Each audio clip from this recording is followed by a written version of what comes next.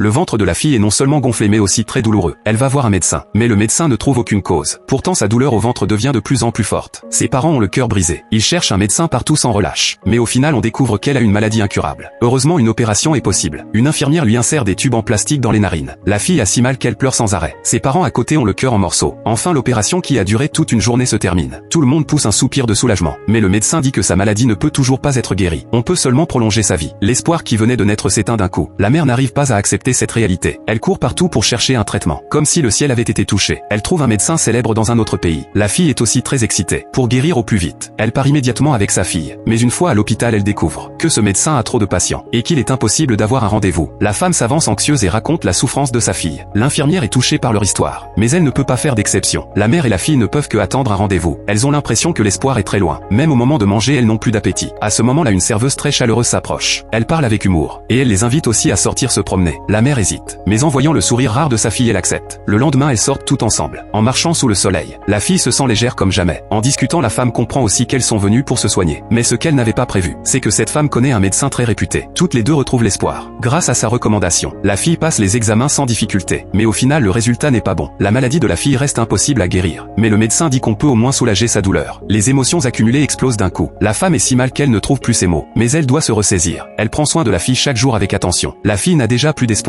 Mais elle supporte la douleur et suit quand même le traitement. Pourtant son état continue d'empirer. Finalement la fille désespérée demande à rentrer à la maison. La femme ne supporte plus de la voir souffrir. Elle ramène la fille à la maison. La fille n'a pas envie de quitter sa famille. Elle chérit encore plus les jours passés avec eux. Et elle n'a plus peur de la mort. Elle reste souvent immobile sous l'arbre à regarder dans le vide. En pensant au jour où elle partira. Sa sœur veut l'encourager mais ne sait pas quoi dire. Alors elle emmène la fille grimper dans l'arbre. Toutes les deux laissent le vent passer sur leurs joues. Comme si toute la douleur avait disparu. Mais l'instant d'après la fille tombe dans un trou de l'arbre. Sa sœur paniquée part chercher de l'aide. Finalement les pompiers sauvent la fille. Les médecins font tout pour la réanimer. Et toute la famille prie de toutes ses forces pour qu'elle aille bien. Comme un miracle. La fille se réveille et sa maladie a disparu. Même les médecins n'arrivent pas à expliquer pourquoi. Au final la fille reprend une vie normale.